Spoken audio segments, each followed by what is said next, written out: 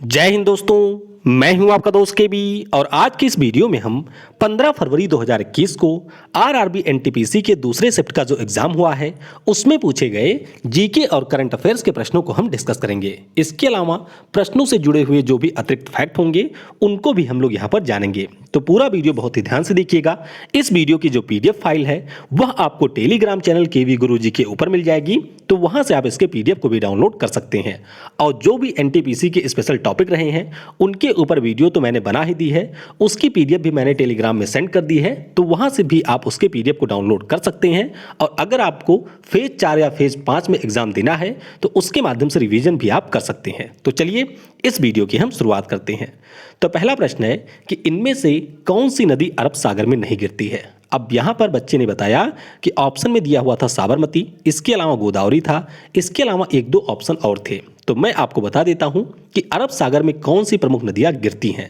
तो नर्मदा हमारी अरब सागर में गिरती है, तापी नदी या फिर ताप्ती नदी की बात करें तो ये भी अरब सागर में गिरती है, माही नदी की बात करें तो ये भी गिरती है कहां पर, अरब सागर में। और माही नदी के बारे में आपको ये ध्यान रखना है कि जो हमारी कर्क रेखा है उसको 2 बार काटने वाली नदी है माही। साबरमती नदी ये भी हमारी अरब सागर में गिरती है और लूनी नदी की बात करें तो ये भी गिरती है अरब सागर में। अगला प्रश्न पूछा गया था कि विश्व व्यापार संगठन का 164वां सदस्य देश कौन था। तो 164वें सदस्य देश की बात करते हैं तो ये है अफगानिस्तान और 2016 में ये विश्व व्यापार संगठन का सदस्य देश बना है। तो विश्व व्यापार संगठन की अगर हम बात करें तो इससे एनटीपीसी ने लगभग 10 प्रश्न अभी तक पूछे हैं और इसमें ये आज एक नया प्रश्न था जिसमें इन्होंने 164वें सदस्य देश के बारे में पूछ लिया। आपको ये ध्यान रखना है कि विश्व व्यापार संगठन में कुल सदस्य देशों की संख्या भी है 164। स्थापना कब हुई थी तो 1 जनवरी 1995 को इसकी स्थापना हुई थी गैट के स्थान पर। किसके स्थान पर? गैट के स्थान पर इसकी स्थापना हुई थी। मुख्यालय आपको मिलेगा स्विट्जरलैंड के जिनेवा में और वर्तमान में जो इसके प्रमुख हैं उनका पद खाली है। रॉबर्ट अजेवेडो इसके महानिदेशक थे और उन्होंने पिछले साल दे दिया था इस्तीफा, तो यहां पर इसका पद अभी खाली है। और गैट इसकी स्थापना हुई थी 1947 में। तो ये भी एनटीपीसी में पूछा जा चुका है। ये सारी चीजें आपको यहां पर याद रखनी है। वीडियो में हम लोग आगे बढ़ें उससे पहले मैं आपको अनअकैडमी के द्वारा कई सारे नए कोर्सेज के बारे में बताना चाहूँगा। तो अनअकैडमी जो कि भारत का नंबर 1 ऑनलाइन एजुकेशन प्लेटफॉर्म है, यहाँ पर आप विभिन्न प्रकार के जो बैंक के एग्जाम होते हैं उनकी तैयारी कर सकते हैं और बहुत ही कम दाम में यहाँ आप रेलवे एग्जाम की तैयारी भी कर सकते हैं। तो आपको नीचे डिस्क्रिप्शन में लिंक मिल जाएगी, उस लिंक पर क्लिक करके अगर आप कोई भी सब्सक्रिप्शन परचेज करना चाहते हैं तो वह परचेज कर सकते हैं। और अगर आप पार्टिकुलर रेलवे एग्जाम का सब्सक्रिप्शन लेना चाहते हैं तो 1 महीने का जो सब्सक्रिप्शन है वह आपको मिलेगा 600 रुपये में। तो यहाँ पर आप 1 महीने का सब्सक्रिप्शन लेकर के किस प्रकार से यहाँ पर तैयारी कराई जाती है उसको भी चेक कर सकते हैं। इसके साथ अगर आप यूज करेंगे कोड KV10 तो आपको 10% का डिस्काउंट भी यहाँ पर तुरंत मिल जाएगा, यानी कि 540 रुपये में यहाँ पर आप रेलवे एग्जाम की तैयारी कर सकते हैं। तो ये जो 10% डिस्काउंट है ये जल्दी ही समाप्त होने वाला है। तो अगर आप कोर्स परचेज करना चाहते हैं तो लिंक आपको डिस्क्रिप्शन में मिल जाएगी, वहां से आप कोर्स को परचेज कर सकते हैं। अगला प्रश्न पूछा गया कि गगन का पूरा नाम क्या है। तो गगन की अगर हम लोग बात करें तो इसरो के द्वारा 2001 में इसे लॉन्च किया गया था। सैटेलाइट वाले वीडियो में हमने इसे डिटेल में डिस्कस भी किया था। गगन का पूरा नाम है GPS एडेड जियो अगमेंटेशन नेविगेशन। तो इसे हमारे इसरो ने जो एयरपोर्ट अथॉरिटी ऑफ इंडिया है उसकी मदद से मिलकर के लॉन्च किया था। कब? 2001 में। तो ये आपको याद रखना है। वैसे हमारा एक गगनयान मिशन भी है जिसको हम लोग 2022 में लॉन्च करेंगे और उसके अंतर्गत हमारे यहाँ की जो स्पेस एजेंसी है इसरो उसके द्वारा भारत के पहले व्यक्ति को स्पेस में भेजा जाएगा। वैसे हमारे यहाँ से एक व्यक्ति स्पेस में जा चुके हैं पुरुष में, उनका नाम है राकेश शर्मा, और महिला में जा चुकी हैं कल्पना चावला। तो इन दोनों के नाम भी आपको याद रखने हैं। अगला प्रश्न है माइक्रो प्रोसेसर की जो स्पीड होती है उसको हम लोग किस में नापते हैं। तो ये कंप्यूटर का एक प्रश्न था। और माइक्रो प्रोसेसर की स्पीड की बात करें तो क्लॉक स्पीड इसे कहते हैं और हर्ट्ज में इसे नापते हैं। किसमें? हर्ट्ज में इसे हम लोग नापते हैं। अगला प्रश्न पूछा गया कि जो हमारी प्रोग्रामिंग लैंग्वेज होती है उनको किसकी सहायता से मशीन लैंग्वेज में बदला जाता है। तो ये प्रश्न भी 3 से 4 बार पूछा जा चुका है। जो हमारा कंपाइलर होता है वह आपके प्रोग्रामिंग लैंग्वेज को मशीन लैंग्वेज में बदल देता है। तो कंपाइलर इसका सही उत्तर होगा।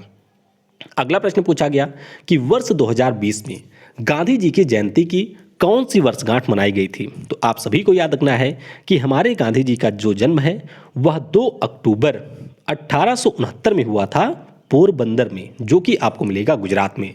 तो उस प्रकार से अगर हम लोग जोड़ें तो 2019 नहीं होगा, ये 20 नहीं 19 है। तो 2019 में इनके जन्म की 150वीं वर्षगांठ मनाई गई थी। तो याद रखेंगे 150वीं वर्षगांठ यहाँ पर मनाई गई थी।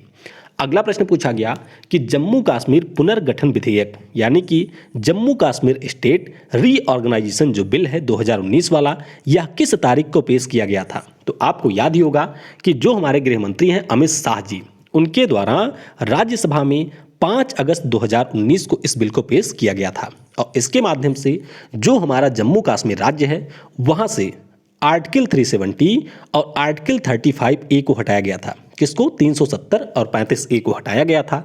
इसके अलावा जो जम्मू और कश्मीर राज्य है इसको 2 अलग अलग केंद्र शासित प्रदेशों में बांट दिया गया था। तो एक हमारा बना था जम्मू कश्मीर केंद्र शासित प्रदेश, यहाँ पर आपको विधानसभा भी मिलेगी, और दूसरा हमारा है लद्दाख। तो ये सारे पॉइंट भी आपको याद रखने हैं। अगला प्रश्न पूछा गया कि कितने प्रतिशत हमारे यहाँ की जनसंख्या शहरी क्षेत्रों में निवास करती है 2011 के सेंसस के अनुसार। तो इनकी संख्या है 31.16%। कितनी है? 31.16% इनकी संख्या है। तो वैसे अगर हम लोग पॉपुलेशन की बात करें तो लगभग 37 करोड़ से ज़्यादा लोग हमारे देश में शहरों में निवास करते हैं। अगला प्रश्न पूछा गया कि संयुक्त राष्ट्र विकास कार्यक्रम का जो मुख्यालय है ये आपको कहाँ पर मिलेगा। तो इसका मुख्यालय आपको मिलेगा न्यूयॉर्क में। वैसे जो यूएन की हमारी मुख्य संस्थाएं हैं, चाहे हम संयुक्त राष्ट्र की बात करें या फिर संयुक्त राष्ट्र जनरल असेंबली की बात करें, तो इन सभी का मुख्यालय आपको मिलेगा न्यूयॉर्क में। और आपको याद रखना है कि इसके महानिदेशक हैं अकीम स्टेनर। कौन है? अकीम स्टेनर संयुक्त राष्ट्र विकास कार्यक्रम के महानिदेशक हैं। अगला प्रश्न पूछा गया कि जो गांधी शांति पुरस्कार है इसकी शुरुआत कब हुई थी। तो गांधी शांति पुरस्कार की बात करते हैं तो 1995 में भारत सरकार के द्वारा इसकी शुरुआत की गई थी। और जो मैंने आपको पुरस्कार और सम्मान वाले वीडियो में पढ़ा भी था जो कि एनटीपीसी के लिए स्पेशल था, उसमें भी मैंने आपको बताया था कि 1995 में इसकी शुरुआत हुई थी। और गांधी शांति पुरस्कार से इससे पहले भी प्रश्न पूछे जा चुके हैं, तो आपको इसके ऊपर विशेष रूप से फोकस करना है। तो 2016 की बात करें तो अच्छे पात्र फाउंडेशन और सुलभ इंटरनेशनल को गांधी शांति पुरस्कार मिला। अगर हम 2017 की बात करें तो एकल अभियान ट्रस्ट को यह पुरस्कार मिला। और 2018 की बात करें तो यो हेही सासाकावा जो कि है जापान के, इन्हें कुष्ठ रोग के उन्मूलन के लिए ये पुरस्कार दिया गया। तो ये सारे टर्म आपको यहाँ पर याद रखने हैं।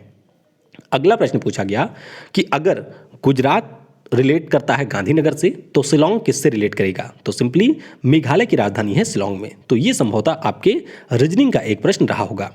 अगला प्रश्न पूछा गया कि रत्नावली नाम की जो पुस्तक है इसके लेखक कौन है। तो याद रखिएगा रत्नावली नाम की जो पुस्तक है उसकी अगर हम बात करें तो इसके लेखक हैं हर्ष। कौन है? हर्ष इसके लेखक हैं। और इससे पहले पूछा जा चुका है कि जो पद्मावती नाम की पुस्तक है इसके लेखक कौन है। तो याद रखिएगा पद्मावती नाम की जो पुस्तक है इसके लेखक हैं मलिक मोहम्मद जायसी। तो ये सारी चीज़ें भी हम लोग वीडियो में कवर कर चुके हैं। पूरी एनटीपीसी के लिए 47 वीडियो में बना चुका हूँ, उनकी प्लेलिस्ट आपको ऊपर आई बटन पर मिल जाएगी। तो अगर आप चाहें तो वहाँ से उन वीडियो को देख सकते हैं। अगला प्रश्न पूछा गया था कि भारत में सबसे अधिक समय के लिए मुख्यमंत्री कौन रहे हैं। तो ये भी हम लोगों ने डिस्कस किया हुआ है कि जो पवन कुमार चामलिंग थे, क्या नाम है? पवन कुमार चामलिंग सिक्किम राज्य के ये 24 वर्ष से ज़्यादा मुख्यमंत्री रहे थे। तो नाम आपको याद रखना है, पवन कुमार चामलिंग ये 24 साल से ज़्यादा मुख्यमंत्री रहे थे सिक्किम राज्य के। और इनको रिप्लेस किसने किया था? तो 2019 में इनको रिप्लेस किया था PS गोले ने, जो कि वर्तमान में सिक्किम राज्य के सीएम हैं। तो ये पॉइंट आपको ध्यान रखना है कि सबसे ज़्यादा समय तक सीएम के रूप में कार्य किया है पवन कुमार चामलिंग ने। अगला प्रश्न पूछा गया कि जो हमारी स्टैंड अप इंडिया योजना है इसकी शुरुआत कब हुई थी। तो स्टैंड अप इंडिया योजना की बात करें तो ये शुरू हुआ था 2016 में। किस दिन?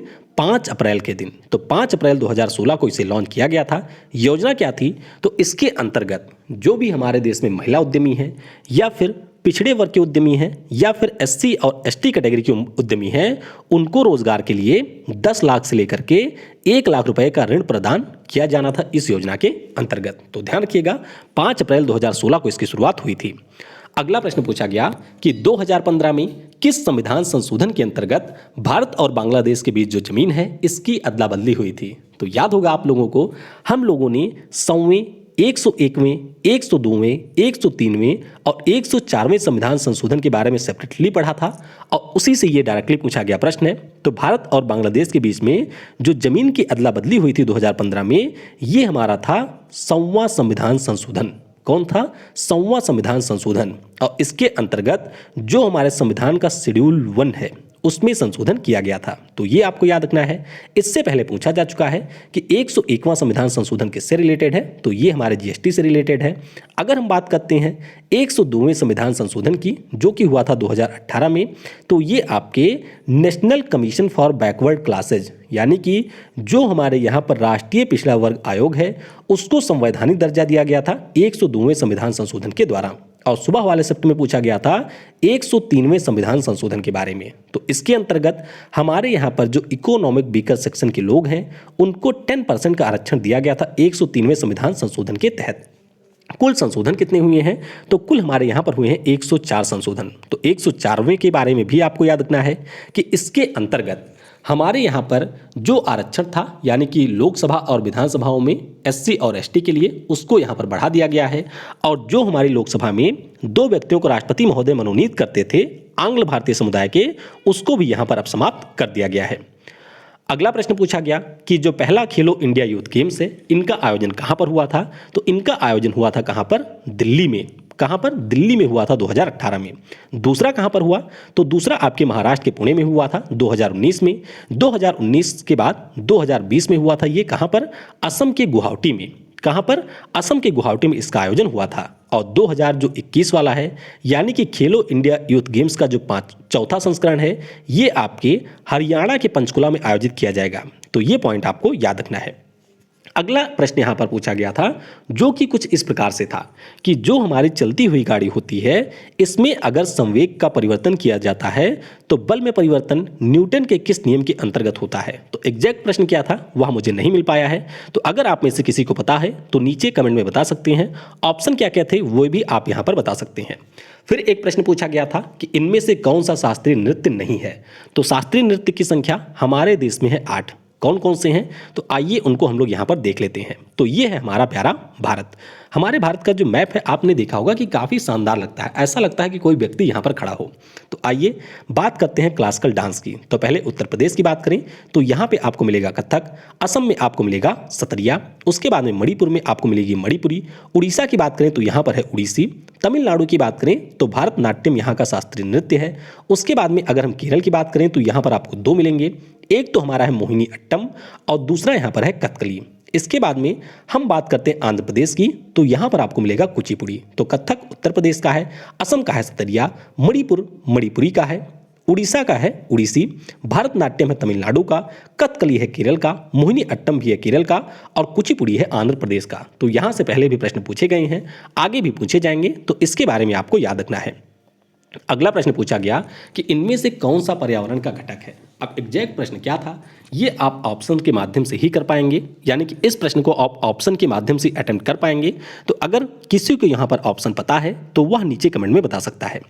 अगला प्रश्न पूछा गया कि तिब्बत जो हमारा है, यानी कि जो वर्तमान में चीन का हिस्सा है, उससे उत्तराखंड को कौन से दर्रे जोड़ते हैं? तो दर्रे वाले वीडियो में मैंने आपको बताया था कि एक हमारा है नाथुला, एक हमारा है मानाला, नीतिला और लिपुलेख। तो ये जो दर्रे हैं वे हमारे उत्तराखंड को तिब्बत से जोड़ते हैं, जिसमें सबसे ज़्यादा प्रमुख है लिपुलेख दर्रा।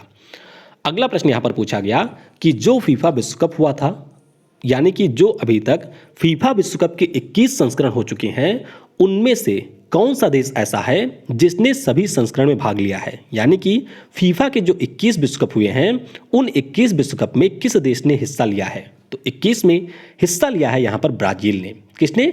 ब्राजील ने सभी 21 विश्व कप में यहाँ पर हिस्सा लिया हुआ है। तो ये पॉइंट आपको ध्यान रखना है। और पहला फीफा विश्व कप कब हुआ था? तो 1930 में पहला फीफा विश्व कप हुआ था। अब फीफा विश्व कप की बात हुई है तो याद रखिएगा जो अगला फीफा विश्व कप है वह 2022 में होगा। कहाँ पर?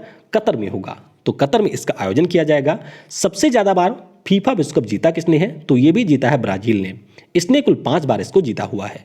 2018 में फीफा विश्व कप हुआ था, तो इससे भी प्रश्न पूछे गए हैं। इसके बारे में आपको याद रखना है कि 2018 का जो विश्व कप है ये आपके रूस में हुआ था। कहाँ पर हुआ था? रूस में हुआ था। फ्रांस यहाँ पर दूसरी बार विजेता रहा था, यानी कि फ्रांस ने इसे जीता था।